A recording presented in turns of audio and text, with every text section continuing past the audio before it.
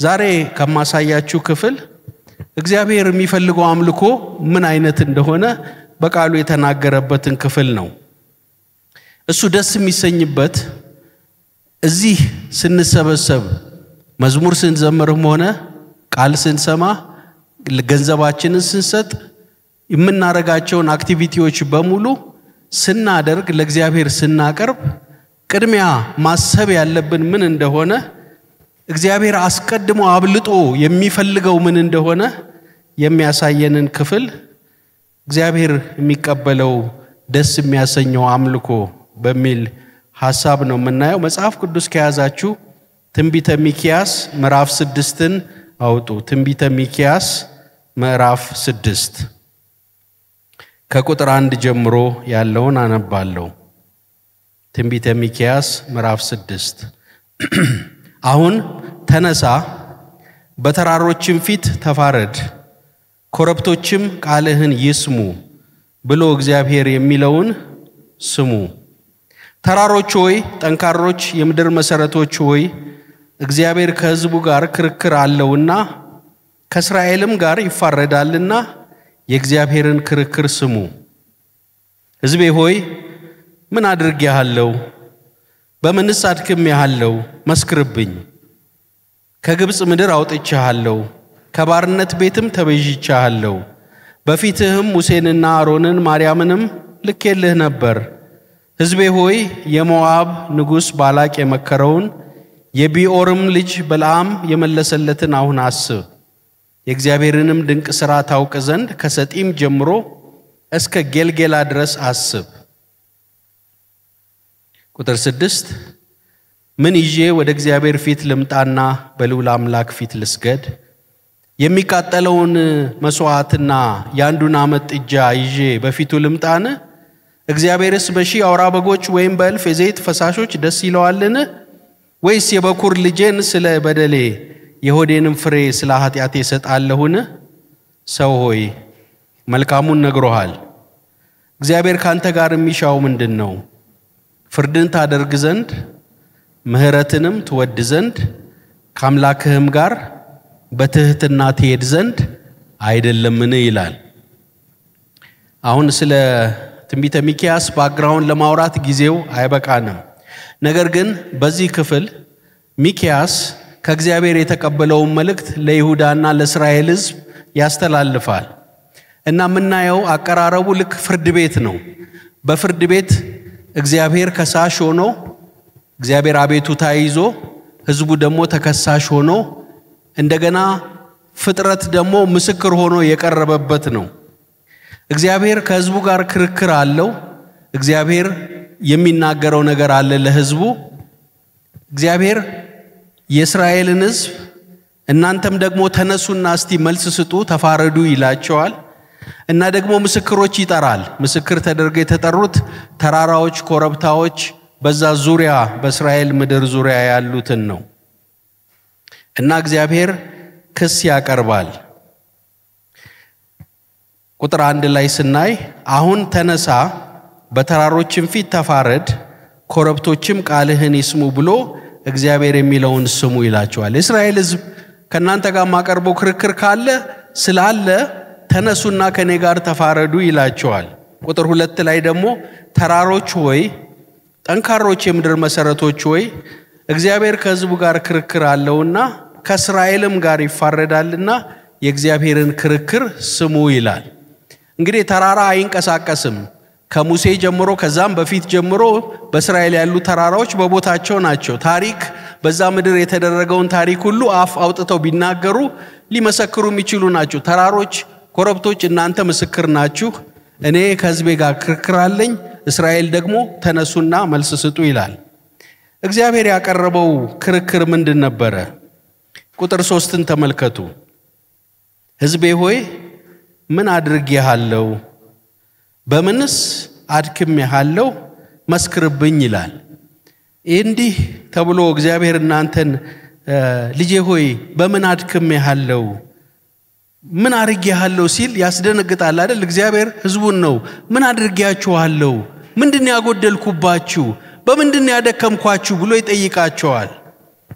ቅሬታ እንዳለው ይታወቃል። እግዚአብሔር በሕዝቡ ላይ ቅሬታ አለው። በምንድን ያደከምኳችሁ? በምንድን ያሰለቸኋችሁ?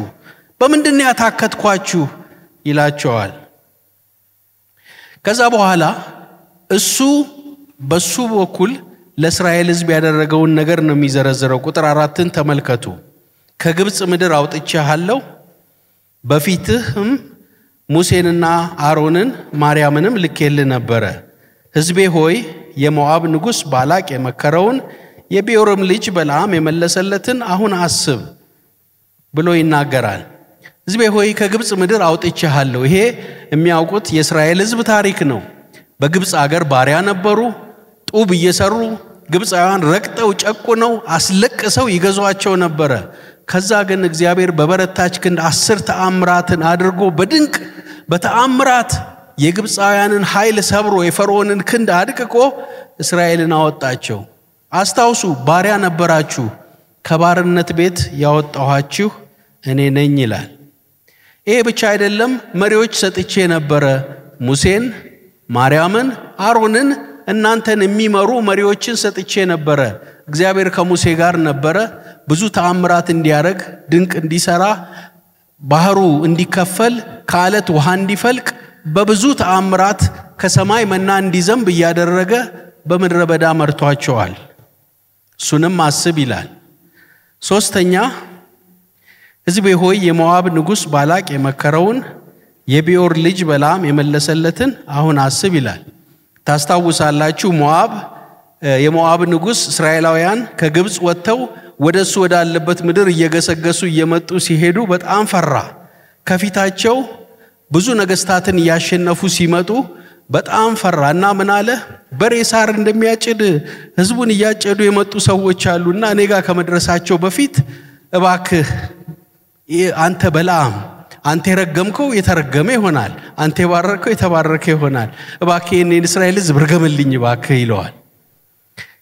በለዓም ደግሞ በገንዘብ የሚሰራ ረጋሚ ስለነበረ መጀመሪያ ሊሄድ ፈለገ። ታስታውሳላችሁ፣ እንዳይሄድ እግዚአብሔር አስጠነቀቀው።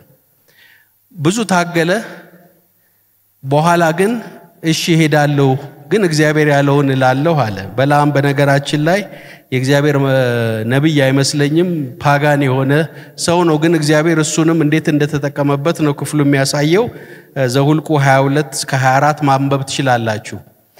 እና እስራኤል ሕዝብ ምድረ በዳ ላይ ተሰጥቶ መዓት ሕዝብ ሆኖ እያለ ከፍ ወዳለ ቦታ አውጥቶት ባላቅ ይሄን ሕዝብ ነው እርገምልኝ ይለዋል። ሊረግም ሲወጣ ከአፉ የሚወጣው ምንድን ነበር? ይባርካቸዋል፣ ይባርካቸዋል፣ ይባርካቸዋል። እንዴ አንተ አሟል እንዴ? እኔ እኮ ያመጣው እኮ እንድትረግምልኝ ነው። ተባርካለህ እንዴ?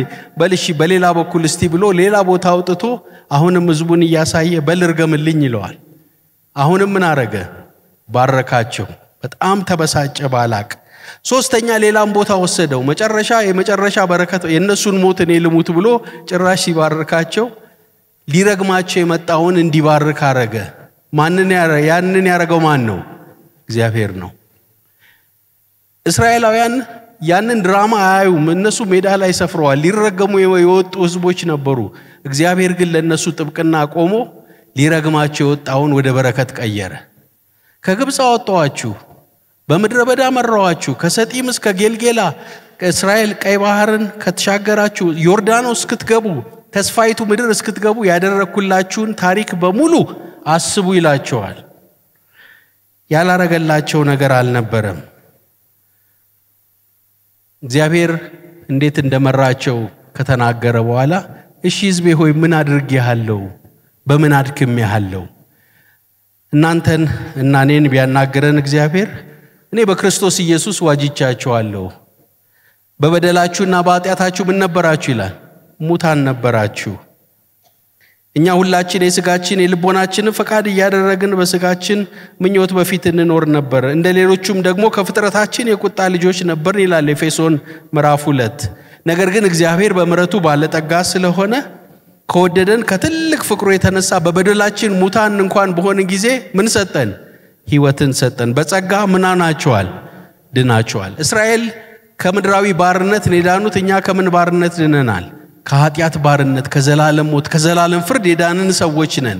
እግዚአብሔር አንድ ልጁን ኢየሱስ ክርስቶስን ሰጥቶ በሱ ሞትና ትንሣኤ የዘላለምን ሕይወት ያገኘን ሰዎች ነን የዛሬ አማኞች።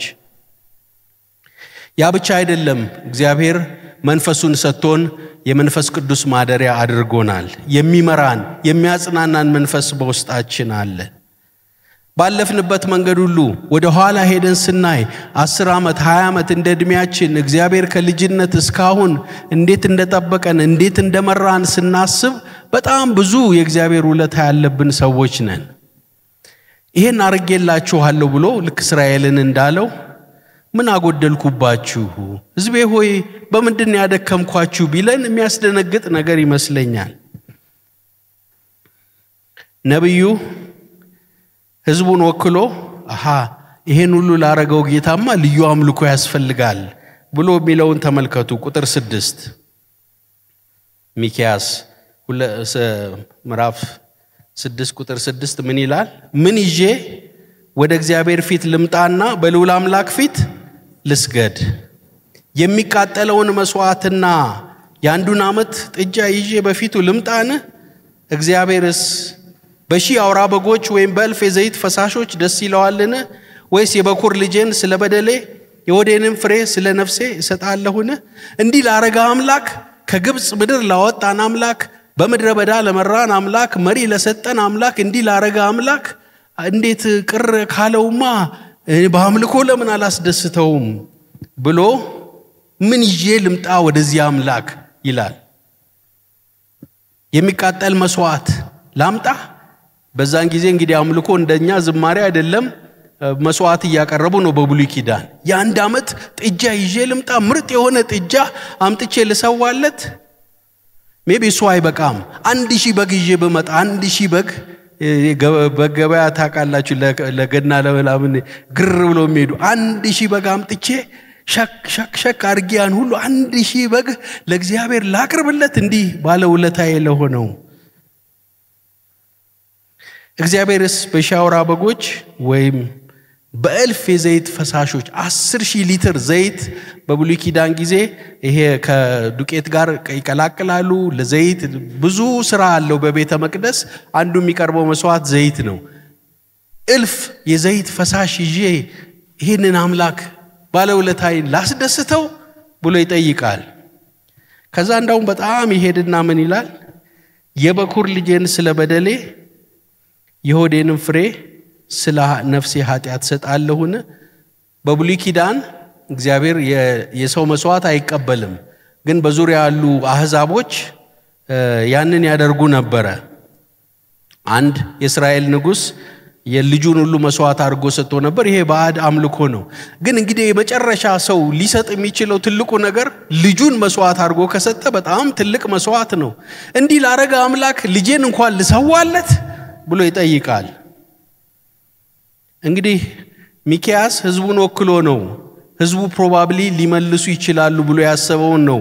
እንደዚህ አድርገን እናስደስተው፣ እንዲህ አይነት አምልኮ እናቀርብለት ለዚህ ጌታ ብሎ ይጠይቃል።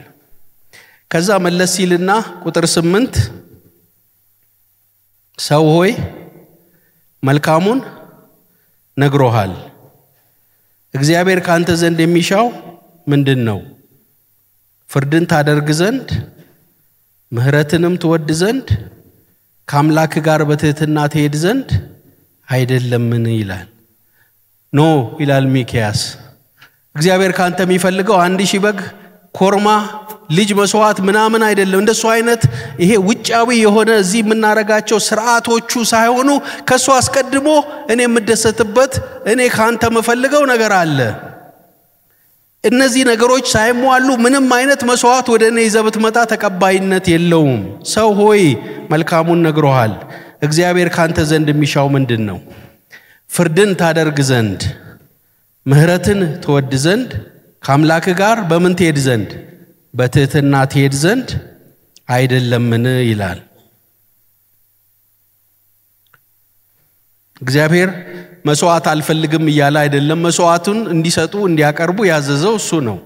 ግን መስዋዕት ከማቅረባቸው በፊት መስተካከል ያለበት በህይወታቸው መለወጥ ያለባቸው ነገሮች ስላሉ ስለ 3 ነገር ይናገራል።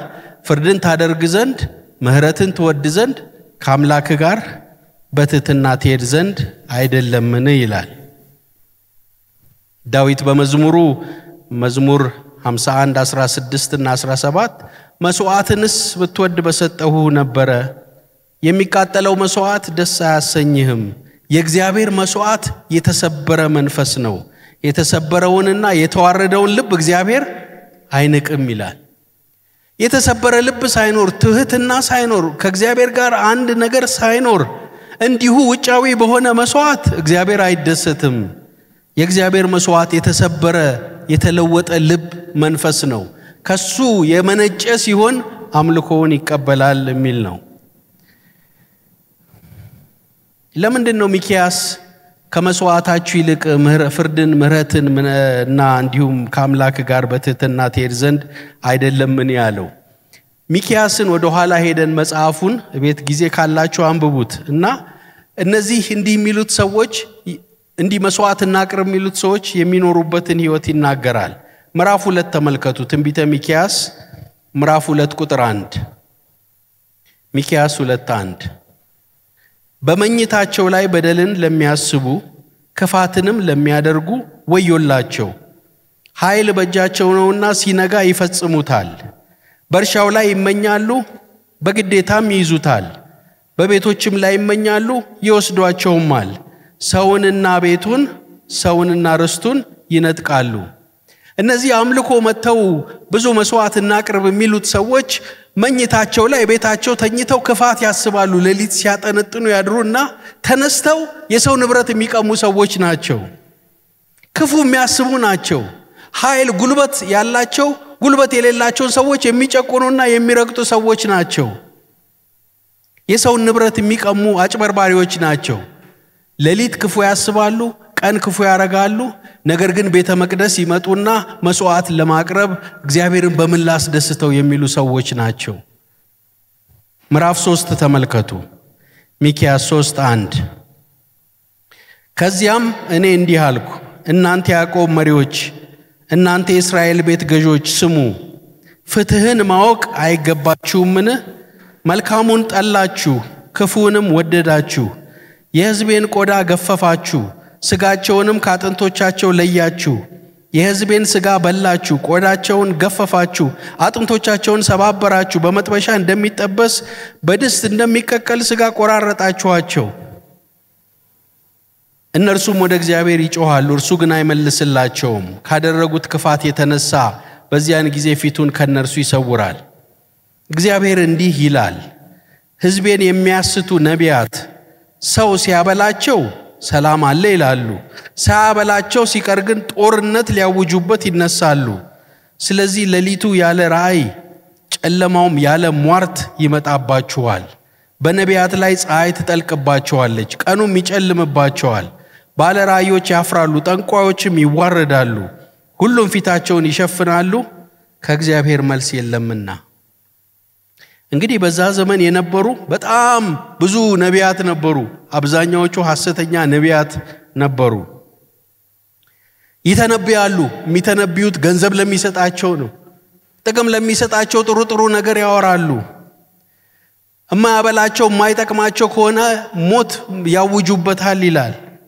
ሳያበላቸው ሲቀር ጦርነት ያውጁበታል። እንደ ሟርት ነው የሚሰሩት ይላል።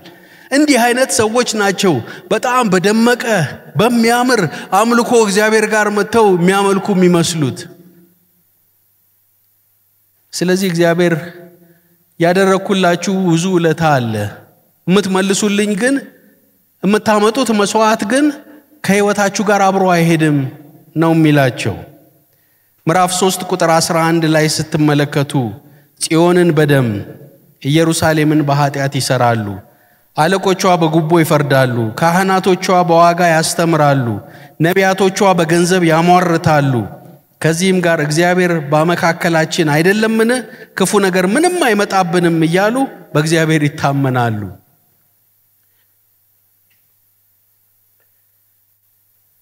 እንግዲህ እነዚህ ጥቅሶች ሌላውንም ማንበብ ትችላላችሁ። እግዚአብሔር እያለ ያለው መስዋዕት ጥሩ ነው። እግዚአብሔር ላደረገው ነገር አምልኮ ማቅረብ ጥሩ ነው።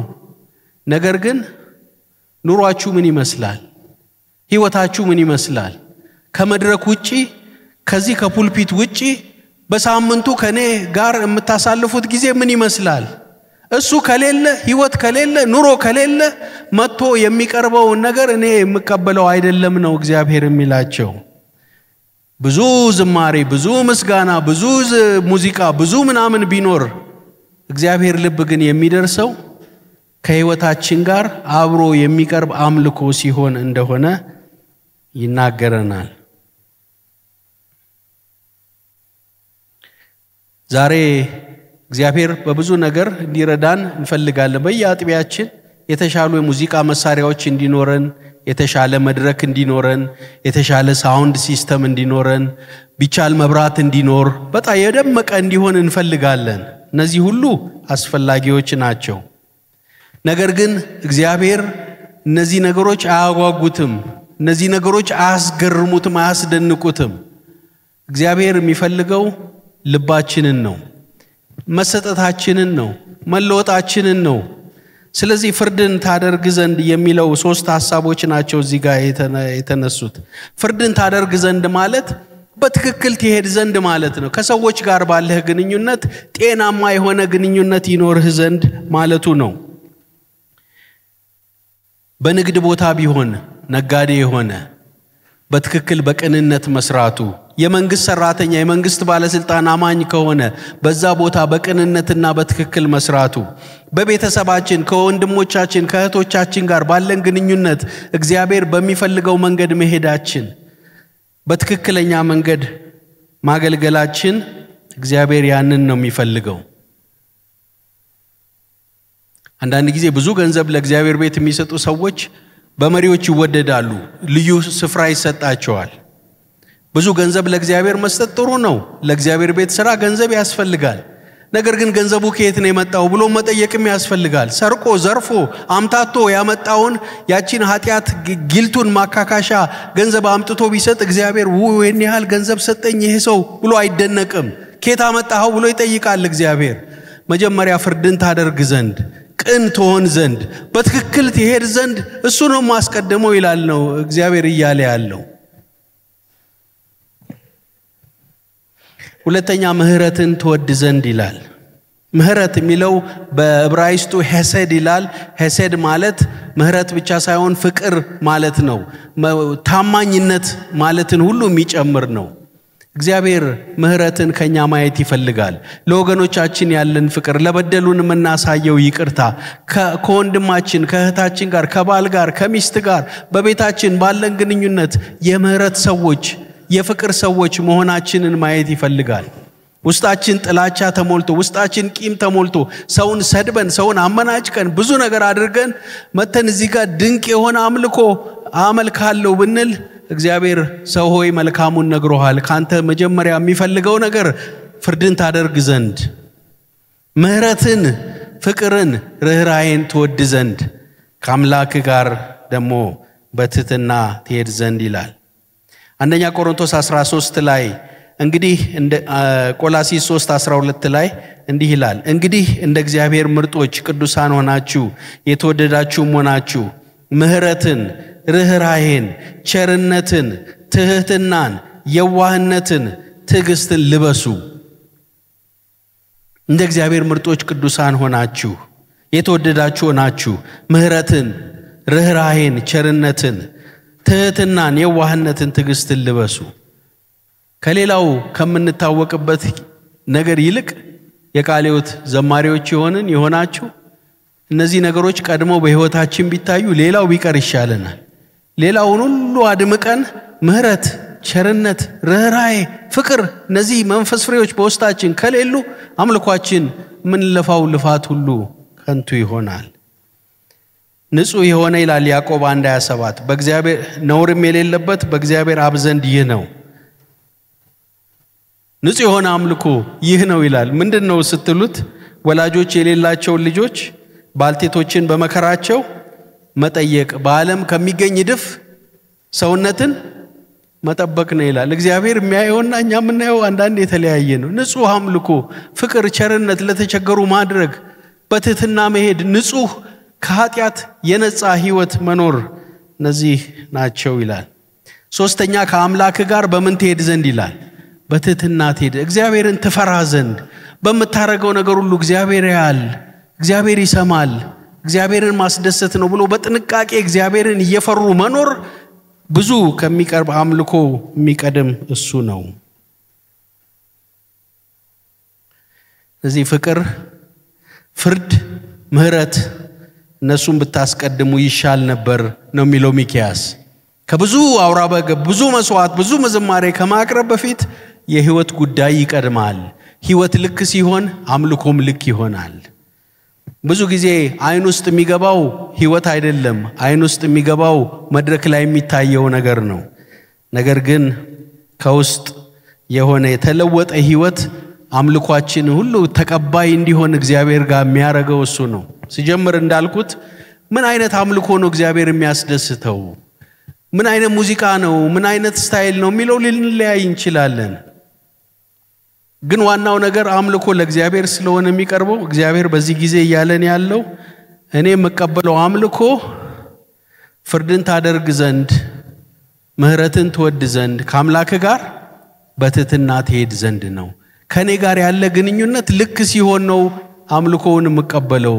ይሄ ውጫዊው ነገር ተቀባይነት የሚያገኘው የውስጡ ልክ ሲሆን ነው የሚል ነው። ማት ሬድማን የሚባል አንድ እንግሊዝ ሀገር የታወቀ ዘማሪ ነው። እንግሊዘኛ መዝሙሮች የምትሰሙ The Heart of Worship የሚል መዝሙር የደረሰ ዘማሪ ነውና እንግሊዝ ሀገር ያለች አንድ አጥቢያ የአምልኮ መሪ ነው፣ ወርሺፕ ሊደር ነውና ያንን ይመራ ነበረ እና ቸርቿ በጣም የተደራጀ የአምልኮ ቲም አላት። ሙዚቃው ሁሉ ነገር የተሟላ ነው እና ይዘምራሉ። ድንቅ ነው ዝማሬው፣ አምልኮ ግን ውስጥ ጠብ አይልም፣ ድርቅ አለባቸው። ሙዚቃው እኮ አሪፍ ነው፣ ሌላው ነገር ሁሉ እኮ ጥሩ ነው፣ ግን ልባቸው ውስጥ የሚገባ አይነት አምልኮ አልሆን ሲላቸው አንድ ጊዜ ፓስተሩ ምን አለ? ላልተወሰነ ጊዜ ሙዚቃ አንጠቀምም አለ። ሳውንድ ሲስተምም አንጠቀምም፣ ኪቦርድ የለም፣ ምን የለም፣ እንዲሁ ለሚቀጥሉት ወራት እንዲሁ ነው የምናመልከው አለ። ሰው ሁሉ ደነገጠ። እንዴ ሙዚቃ ሳይኖር ድምጽ ማጉያ ሳይኖር ይሄ ነገር ምናምን አለ። ከዛ የሚቀጥለው ሳምንት ሲመጡ ሙዚቃውም የለም፣ መብራቱም እንትን የሆነ በቃ ሰው ብቻ ነው። በኋላ ቅዝቅዝ አለ። እንዘምር ሲባል ሰው በሙዚቃ የለመደ እንግዲህ ታውቃላችሁ መዘመር አቃታቸውና እንትን ሆኑ፣ በቃ ቅዝቅዝ አለ ጉባኤው።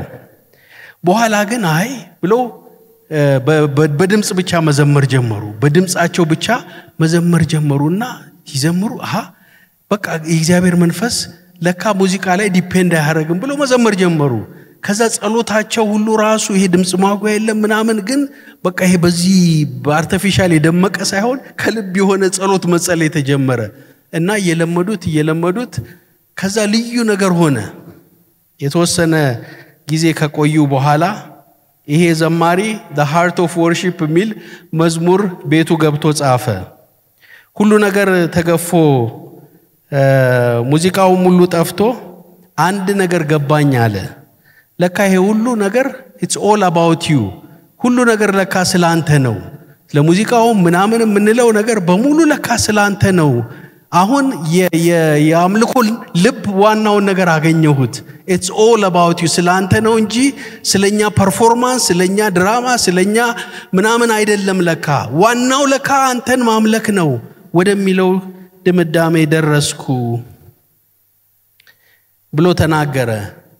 ገደብ የሌለህ ታላቅነትህ ትልቅ ገደብ የሌለው አምላክ ለካ አምልኮ ስላንተ ነው።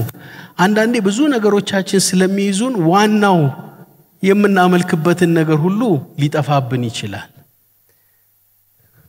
ከዛ በኋላ ኦፍ ኮርስ ወደ ሙዚቃቸው ወደ እንትኑም ተመልሰዋል። ግን ምን ተማርና ለበዛ ውስጥ ዋናው ለካ አምልኮ ያለው ለማን ነው? ለጌታ ነው። የሙዚቃውም መብራቱም ምናምኑም ድራማውም ስቴጁም ምኑም ሁሉ ላንተ ነው። አንተ ነህ ልትመለክ የሚገባው። ሁሉ ነገር ሲገፈፍ አምልኮ ብቻውን ሲቀር እኛና አንተ ብቻ ሆናችንን ተረዳን አለ። ከብዙ ዓመት በፊት አንድ ወንድም ሲናገር የሰማሁት ምሳሌ አይረሳኝም። አባቴ ትልቅ ነው አለ፣ እድሜው ትልቅ ነው፣ ልጆች ብዙ አለን አለ፣ ብዙ የልጅ ልጆችም አለን አለ እና በአዲስ ዓመት ሲሆን በዓመት አንዴ ቤተሰብ በሙሉ ተሰብስቦ አባቴ ቤት እንሄዳለን አለ። የልጅ ልጅ ማዕት ነን አለ። በቃ ግቢውን የአባቴን ቤት ግቢውን እንሞላዋለን አለ እና የልጅ ልጆች ይሄዳሉ፣ አያታቸውን ይስማሉ፣ ያጫውታሉ፣ ምን ይላሉ እና በቃ ግቢው ሁሉ ቤቱ ሁሉ ይሞላል አለ። ያን የምናደርገው በዓመት አንዴ ነው አለ እና አባቴን ትኩር ብዬ ሳየው ብዙ ጊዜ ደስ ይለዋል፣ ግን ደግሞ ቅሬታ አይበታለው ፊቱ ላይ አለ እና ዓመቱ አልቆ ሊሄዱ ሲሉ ተሰብስበን እንዲህ ይላል አለ፣ በጣም ደስ ብሎኛል ልጆቼ ስላየኋችሁ፣ ግን እኔ ጋር የምትመጡት በዓመት አንድ ጊዜ ነው። ዓመቱን ሙሉ አንዳችሁንም አላያችሁም። አንድ ጊዜ በዓመት እየቆጠራችሁ ነው የምትመጡት። አይዊሽ ሌላም ጊዜ ብትመጡና ብትጎበኙኝ አለ። አንዳንድ ጊዜ አምልኳችን እሁድ ስንሰበሰብ እግዚአብሔር አንዳንዴ እንደሱ ሚል ይመስለኛል። እግዚአብሔር ጭር አይለውም። እግዚአብሔር ብቻዬን ሆንኩ ሚል አምላክ አይደለም እንደኛ አባት። ነገር ግን እሁድ መታችሁ እንደምታሞቁት ከሰኞ እስከ ዓርብ ቅዳሜ ቤታችሁ፣ ትምህርት ቤታችሁ፣ ስራ ቦታችሁ ምን ነው እኔም ብታስታውሱ፣ ምን ነው አምልኳችሁ፣ ዝማሪያችሁ መንገድ ስትሄዱም ቢሆን፣ ምን ነው ጸሎታችሁ፣ ህይወታችሁ እዚህ ሞቅ እንደምታረጉት በግላችሁ ብቻችሁንም ስትሆኑ መድረክ ስትሆኑ እንደምታረጉት ምን አለ በቤታችሁም በግላችሁም ባላችሁበትም ቦታ በዛው መንፈስ ብትሆኑ። እግዚአብሔርን ደስ የማያሰኘው አምልኮ ፐርፎርማንስ ድራማ የሆነበት ማስመሰል ያለበት ሲሆን እግዚአብሔር ከውጪ ይልቅ ምንን ያህል ልብን ያህል። ልባችን ከእግዚአብሔር ጋር ትክክል ከሆነ አምልኳችን ከቤት የጀመረ ከሆነ ከጓዳ የጀመረ ከሆነ ሁሉ ጊዜ የጀመረ ከሆነ እዚህ መተን ስናመልክ ወደ እግዚአብሔር የሚያርግ የእግዚአብሔርን ልብ የሚነካ እኛንም በበረከት የሚሞላ ይሆናል። ህይወታችንና አምልኳችን የተፋታ ከሆነ ማስመሰል ያለበት ከሆነ ለሰው ለታይታ የሚደረግ ከሆነ ግን እግዚአብሔር ሚክያስ እንዳለው ሰው ሆይ መልካሙን ነግሮሃል፣ እግዚአብሔር ካንተ ዘንድ የሚሻው ምንድነው? ፍርድን ታደርግ ዘንድ ከሰው ጋር ባለ ግንኙነት ቅን ትሆን ዘንድ ትክክለኛ ትሆን ዘንድ ከሰኞ እስከ ዓርብ በየቀኑ ባለ ግንኙነት ሁሉ እግዚአብሔርን እየፈራህ በትህትና ትሄድ ዘንድ ከወንድም ከእህት ጋር ባለ ግንኙነት በፍቅር በምህረት በርህራሄ የተሞላ ሲሆን ያንን ነው እግዚአብሔር የሚፈልገው። በብሉይ ኪዳንም ቢሆን 1000 በግ ቀርቶ 1 ሚሊዮን በግ እግዚአብሔር ቢታረድለት ምን ያረግለታል? እግዚአብሔር ዓለምና በዓለም ያለው ሁሉ የሱ አይደለም ወይ? እኛ ባናመልከው እኛ ብንቀር እግዚአብሔር ጌታ ኢየሱስ ክርስቶስ እንዳለው ድንጋይ ተነስቶ ሁሉ ሊያመሰግን ይችላል። ሰው ሁሉ ዝም ቢል እግዚአብሔር የሚጎልበት የለም። እግዚአብሔር ግን የኛን ልብ ይፈልጋል፣ የእያንዳንዳችንን ልብ ይፈልጋል። ስለ ዝማሬ፣ ስለ አምልኮ፣ ስለ ቴክኒክ፣ ስለ ብዙ ነገር ልንማር ያስፈልጋል፣ ልናሻሽል ያስፈልጋል። ብዙ መስተካከል ያለባቸው ነገሮች አሉ። ግን ከሁሉ ቅድሚያ ሊሰጠው ሊተካከል የሚገባው የኔ ልብ ነው። የሰባኪዎች የቤተ ክርስቲያን መሪዎች የምንባል በገንዘብን ምንሰጥ በሌላ በተለያየ ነገር እግዚአብሔርን እናገለግላለን የምንል ሰዎችን ሁሉ እግዚአብሔር የሚለው ልብህ እንዴት ነው? ከኔ ጋር ያለ ህብረት እንዴት ነው? ከቤተ ክርስቲያን ውጪ ከሰው ታይታ ውጪ ከኔ ጋር ያለ ግንኙነት ምን ይመስላል? እሱን ስናስተካክል በንስሐ ራሳችን ዝቅ አድርገን ስንቀርብ አንድ ላይ መተን የምናመልከው አምልኮ ወደ ላይ ያርጋል፣ እግዚአብሔርን ደስ የሚያሰኝ ይሆናል። እግዚአብሔር ይርዳን። እንጸልያለን። አምላካችን ሆይ ስለዚህ ያው ቃል እናመሰግናለን። ጌታ ሆይ የአፌ ቃልና የልቤ ሐሳብ በፊት ያማረ ይሁን እንዳለ ምን ሰግደው ላንተ ነው፣ አምልኮ ምናቀርበው ላንተ ነው። እግዚአብሔር ሆይ በሚታየው ነገር ብቻ ላይ ትኩረት አድርገን በውጫዊ ነገር ላይ አድርገን ልባችን ካንተ የራቀ እንዳይሆን አንተ ማትቀበለው አንተ ደስ ማትሰኝበት አምልኮ ይዘን እንዳንቀርብ ልባችንን ለውጥ፣ አስተሳሰባችን ለውጥ። እግዚአብሔር ሆይ አንተን በመፍራት ላንተ በመገዛት በመንቀጥቀጥ እዚህ ስንመጣ መድረክ ስንወጣ በሰው ፊት ስንቆም ብቻ ሳይሆን በጓዳችን በቤታችን ከሰዎች ጋር ባለን ግንኙነት ብቻችንን ስንሆን በመናረገው ሁሉ አንተን በመፍራት ላንተ በመታዘዝ ከሰዎች ጋር ባለን ግንኙነት ሁሉ እንደ ፈቃድህ እንደ ሐሳብህ በመሄድ ወደ አምልኮ እንድንመጣ እግዚአብሔር ሆይ ላንተም ደስ የሚያሰኝ አንተም ደስ የምትሰኝበት አምልኮ ማቅረብ እንድንችል እርዳን። ውሏችን ባርክ። ዛሬ በሚሆነው ነገር ሁሉ ጌታ ሆይ አንተ ለእያንዳንዳችን እንድትናገር ለበረከትም የሚሆን ቀን እንድታረገው እንጸልያለን በኢየሱስ ስም።